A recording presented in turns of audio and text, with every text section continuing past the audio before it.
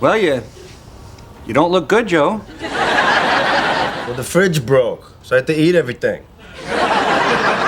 Cold cuts, ice cream, limes. And, hey, what was in that brown jar? That's still in there? Not anymore. So anyway, how do you want to pay me? Is this a service you're providing me? No, for my new fridge, for our new fridge. Our new fridge?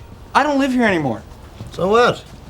Look, okay, suppose we were a divorced couple. And I got custody of the kid, right? Now suppose the kid dies, and I gotta buy a new kid. Okay. Give me $400.